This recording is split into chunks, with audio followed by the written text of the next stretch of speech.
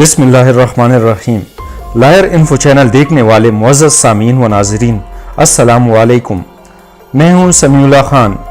آج ہمارے موضوع بحث کا عنوان ہے دو اسلام۔ ڈاکٹر غلام جیلانی برق برصغیر کا عظیم دماغ تھے۔ یہ سن 1901 میں اٹک میں پیدا ہوئے۔ والد گاؤں کی مسجد کے امام تھے۔ ڈاکٹر صاحب نے ابتدائی تعلیم مدارس میں حاصل کی، مولوی فاضل ہوئے، منشی فاضل ہوئے اور ادب فاضل ہوئے۔ میٹرک کیا اور میٹرک کے بعد اسلامی اور مغربی دونوں تعلیمات حاصل کی۔ عربی میں گولڈ میڈل لیا، فارسی میں ایم اے کیا اور سن 1940 میں پی ایچ ڈی کی۔ امام ابن تیمیہ پر انگریزی زبان میں تھیسس لکھا۔ امامت سے عملی زندگی شروع کی، پھر کالج میں پروفیسر ہو گئے۔ آپ کے تھیسس کو آکسفورڈ اور ہارورڈ یونیورسٹی نے قبولیت بخشی۔ اسلام پر ریسرچ شروع کی۔ سن 1949 میں پاکستان کی تشکیل سے 2 سال بعد دو اسلام کے نام سے معرکۃ العراء کتاب لکھی اور پوری دنیا کو ہلا کر رکھ دیا۔ یہ کتاب محض ایک کتاب نہیں تھی، ایک عالمی انقلاب تھا۔ دو اسلام کے بعد 2 قرآن اور من کی دنیا لکھی اور اسلامی دنیا کے پیاسے ذہنوں کو سیراب کر دیا۔ ہم اگر آج یہ دونوں کتابیں 2 اسلام اور 2 قرآن پڑھ لیں تو ہمارے سر شرم سے جھک جائیں گے، کیونکہ آج کے عدم برداشت مذہبی تشدد اور مکالمے کا قبرستان آپ کو سوچنے پر مجبور کر دے گا۔ آپ سوچ میں پڑ جائیں گے کہ ماضی کا پاکستان اور ڈاکٹر غلام جیلانی برق کتنا بالغ تھا۔ 2 اسلام کتاب سے چند حصے ایڈٹ کر کے ہم آج پڑھیں گے، جو کہ یقیناً آپ کی سوچ بدل دے گی کہ ہم کیا واقعی اللہ تعالیٰ اور حضور پاک صلی اللہ علیہ وآلہ وسلم کے دین کے معیار کے مسلمان ہیں۔ ڈاکٹر صاحب اپنی کتاب 2 اسلام میں لکھتے ہیں، یہ سن 1918 کا ذکر ہے۔ میں والد صاحب کے ساتھ امرتسر گیا۔ میں چھوٹے سے گاؤں کا رہنے والا، جہاں نہ بلند عمارات، نہ صاف سڑکیں، نہ کاریں، نہ بجلی کے کمکمے اور نہ اس وضع کی دکانیں دیکھ کر میں دنگ رہ گیا۔ لاکھوں کے سامان سے سجی دکانیں اور بورڈ پر کہیں رام بیجا سنت رام لکھا تھا، کہیں دنی چند اگروال، کہیں سنت سنگھ سبیل اور کہیں شادی لال فقیر چند۔ حال بازار کے اس سرے سے اس سرے تک کسی مسلمان کی کوئی دکان نظر نہیں آئی۔ ہاں، مسلمان ضرور نظر آئے۔ کوئی بوجھ اٹھا رہا تھا، کوئی گدے لاد رہا تھا، کوئی کسی ٹال پر لکڑیاں چیر رہا تھا اور کوئی بھیک مانگ رہا تھا۔ غیر مسلم کاروں اور فٹنوں پر جا رہے تھے اور مسلمان 2.5 من بوجھ کے نیچے دبا ہوا مشکل سے قدم اٹھا رہا تھا۔ ہندوؤں کے چہروں پر رونق، بشاشت اور چمک تھی، اور مسلمان کا چہرہ فاقہ، مشقت، فکر اور جھریوں کی وجہ سے افسردہ و مسخ۔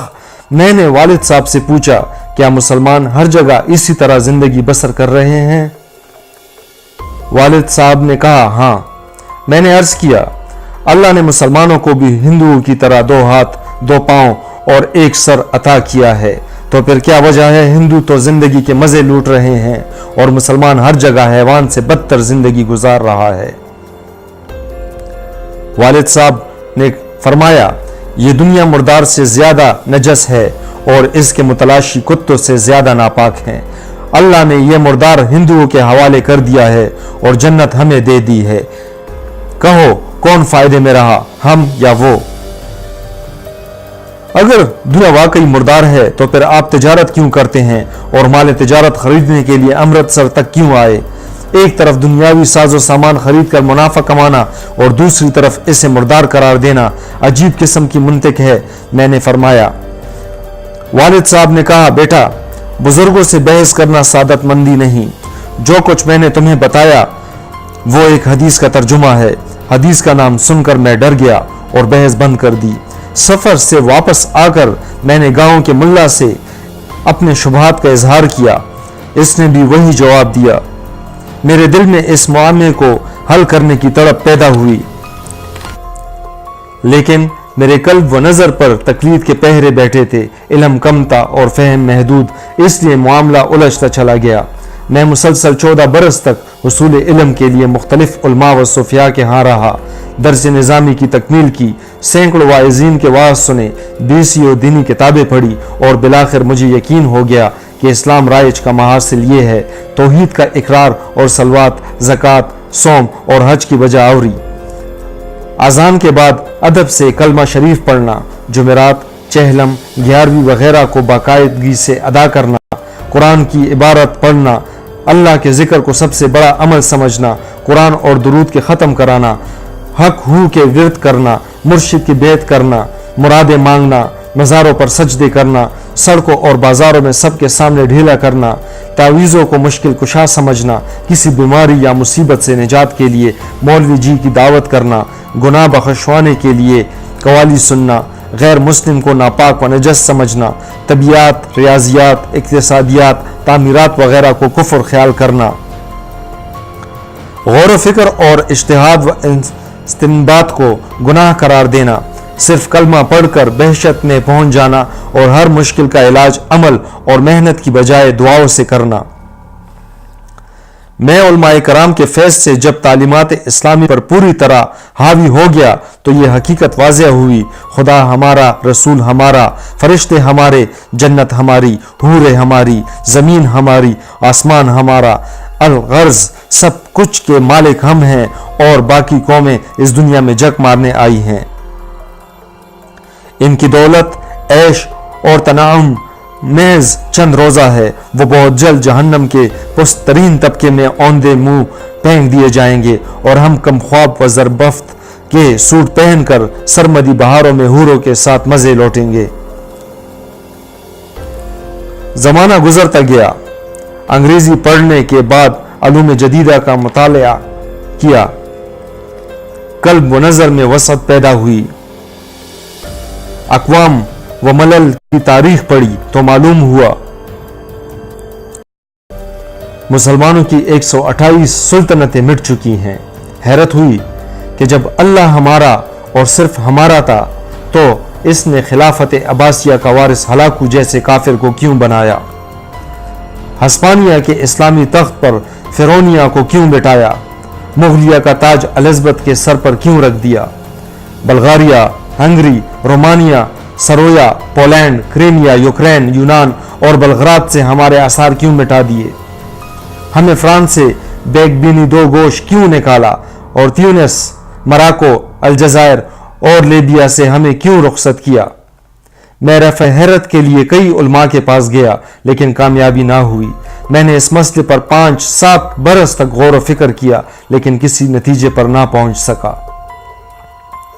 میں ایک دن سحر کو بیدار ہوا، طاق میں قرآن شریف رکھا تھا، میں نے اٹھایا، کھولا اور پہلی آیت جو سامنے آئی وہ یہ تھی۔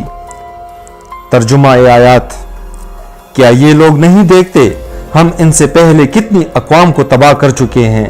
ہم نے انہیں وہ شان و شوکت عطا کی تھی جو تمہیں نصیب نہیں ہوئی۔ ہم ان کے کھیتوں پر چما چم بارشیں برساتے تھے اور ان کے باغات میں شفاف پانی کی نہریں بہتی تھی، لیکن جب انہوں نے ہماری راہیں چھوڑ دی تو ہم نے انہیں تباہ کر دیا اور ان کا وارث کسی اور قوم کو بنا دیا۔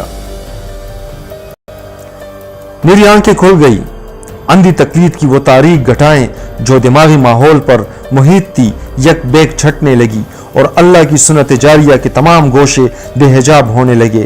میں نے قرآن میں جا بجا یہ لکھا دیکھا: یہ دنیا دارالعمل ہے، یہاں صرف عمل سے بیڑے پار ہوتے ہیں، ہر عمل کی سزا اور جزا مقرر ہے جسے نہ کوئی دعا ٹال سکتی ہے اور نہ ہی دعا۔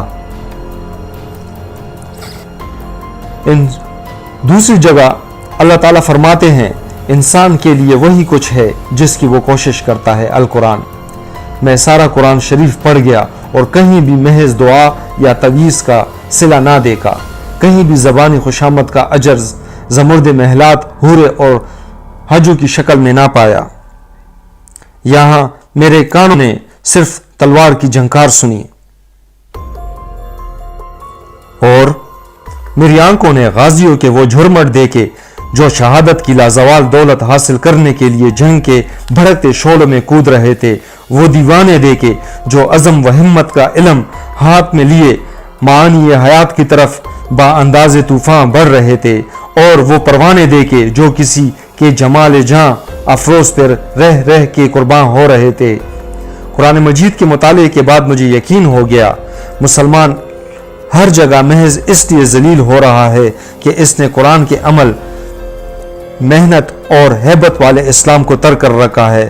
وہ اور عدو اودیا کے نشے میں مست ہے اور اس کی زندگی کا تمام سرمایہ چند دعائیں اور چند تعویذیں ہیں اور بس۔ اور ساتھ ہی یقین ہو گیا کہ اسلام دو ہیں، ایک قرآن کا اسلام جس کی طرف اللہ تعالیٰ بلا رہا ہے، اور دوسرا وہ اسلام جس کی تبلیغ ہمارے 80 لاکھ ملا قلم اور پیپڑوں کا سارا زور لگا کر رہے ہیں۔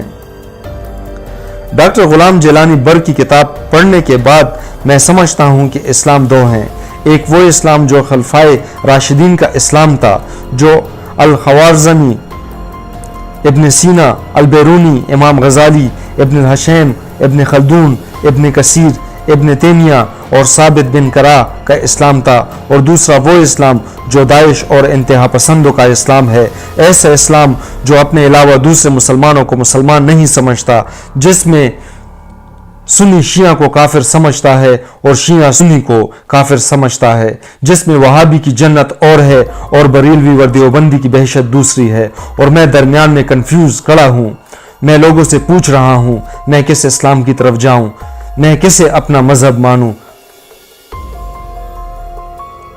دوستو، اگر آپ کو یہ ویڈیو پسند آئی ہو تو میرا چینل سبسکرائب کر کے گھنٹی کا بٹن دبا دیں، اور اس ویڈیو کو دیگر سوشل میڈیا، فیس بک، واٹس ایپ اور ٹویٹر پر بھی شیئر کیجیے۔ اللہ حافظ۔